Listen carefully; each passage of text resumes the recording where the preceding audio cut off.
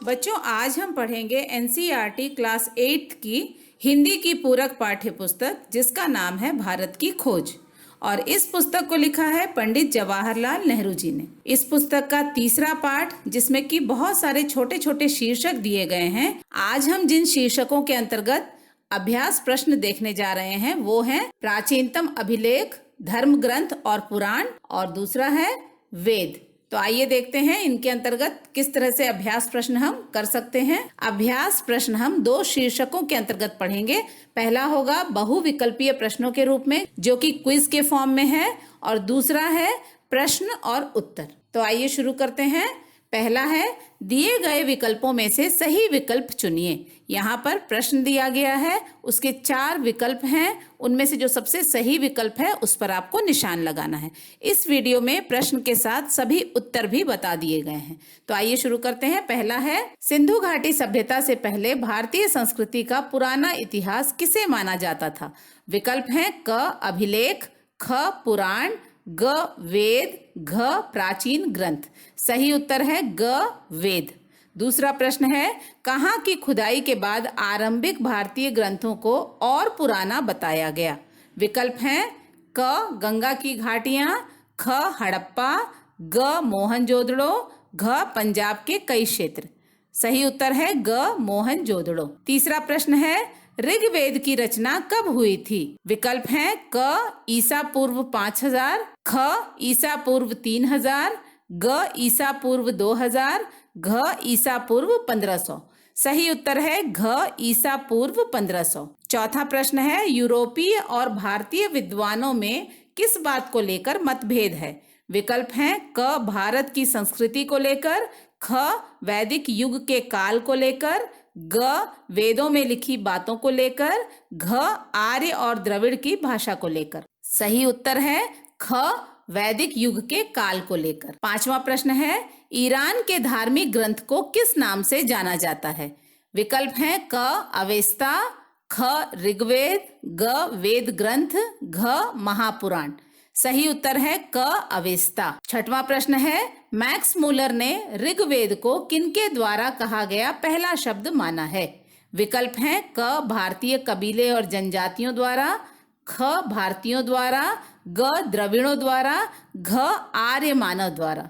सही उत्तर है घ आर्य मानव द्वारा। सातवां प्रश्न है, विद्वानों ने वेदों और अवेस्ता की भाषा की तुलना करने पर क्या पाया? विकल्प हैं क केवल उच्चारण में अंतर, ख थोड़ी बहुत समानता, ग एक दूसरे से बिल्कुल अलग, घ अद्भुत समानता। सही उत्तर है घ अद्भुत समानता। आठवां प्रश्न है, विद धातु शब्द का क्या अर्थ है? विकल्प हैं क कार्य करना, ख जानना, ग सोचना, घ बोलना। सही उत्तर है ख जानना। नौवां प्रश्न है, हिंदू किन रचनाओं को प्रकाशित धर्म ग्रंथ मानते हैं? विकल्प हैं क पुराणों को, ख पुराने अभिलेखों को, ग वेद को, घ काव्य रचनाओं को। सही उत्तर है ग वेद को। 10वां प्रश्न है, आर्यों ने किस पर बहुत कम ध्यान दिया? विकल्प हैं क ज्ञान अर्जन पर, ख आत्मा पर, ग यात्राओं पर, घ जीवन शैली पर। सही उत्तर है ख आत्मा पर। 11वां प्रश्न है, वेदों में किन बातों का उल्लेख नहीं किया गया है? विकल्प हैं क प्रकृति के बदलाव, ख धर्म को मानने की बात, ग सामाजिक जीवन, घ मूर्ति पूजा व देव मंदिर। सही उत्तर है घ मूर्ति पूजा व देव मंदिर।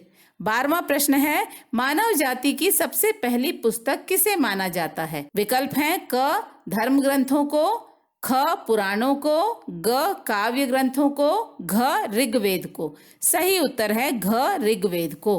13वां प्रश्न है, पश्चिमी लेखक भारतीय लोगों को क्या मानते थे? विकल्प हैं क परलोक परायण, ख बहुत बुद्धिमान, ग बहुत आलसी, घ बहुत ज्ञानी। सही उत्तर है क परलोक परायण। 14वां प्रश्न है, वैदिक संस्कृति की मूल पृष्ठभूमि किस विचारधारा को नहीं मानती? विकल्प हैं क पंडित ईश्वर का स्वरूप है, ख समाज व्यवस्था निरर्थक है, ग विश्व निरर्थक है, घ इनमें से कोई नहीं। सही उत्तर है ग विश्व निरर्थक है। 15वां प्रश्न है, कैसी संस्कृति हजारों वर्षों तक बनी नहीं रह सकती? विकल्प कुछ इस तरह से हैं। क, पारलौकिकतावादी संस्कृति, ख, धर्मनिरपेक्ष संस्कृति, ग, सामाजिक व्यवस्था को मानने वाली संस्कृति, घ, वर्ण व्यवस्था को मानने वाली संस्कृति। सही उत्तर है क, पारलौकिकतावादी संस्कृति।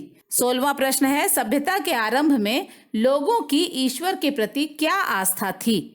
विकल्प कुछ इस तरह से हैं। क, सूर्य चंद्रमा में ईश्वरीय सत्ता को समझना, ख, प्रकृति के प्रत्येक तत्व में ईश्वर का होना, ग, मूर्ति पूजा को ईश्वरीय सत्ता मानना, घ, नदियों में ईश्वरीय सत्ता का विश्वास।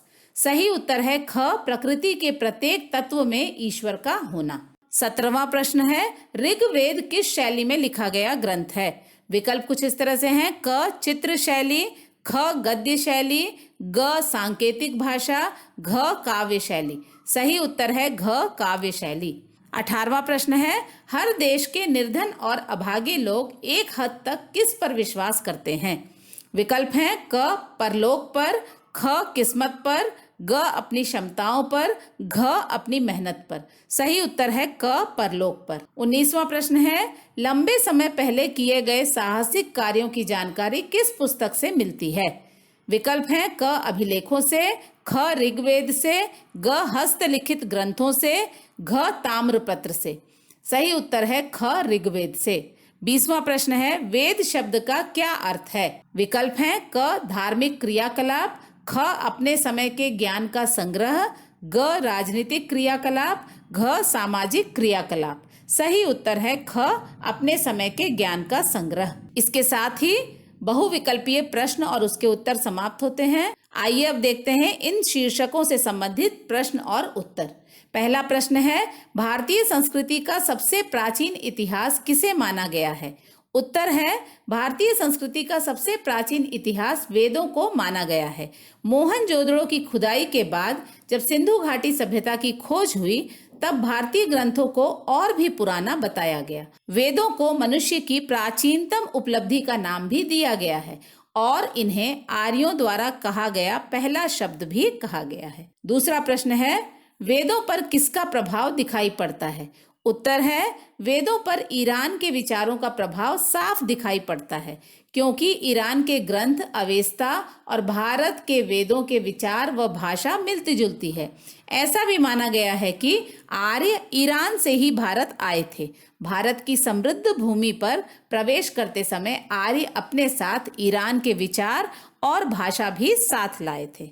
प्रश्न 3 है, ऋग्वेद की क्या विशेषता थी? उत्तर है, ऋग्वेद को भारत का प्रथम वेद माना गया है। ऋग्वेद काव्य शैली में लिखा गया एक ग्रंथ है।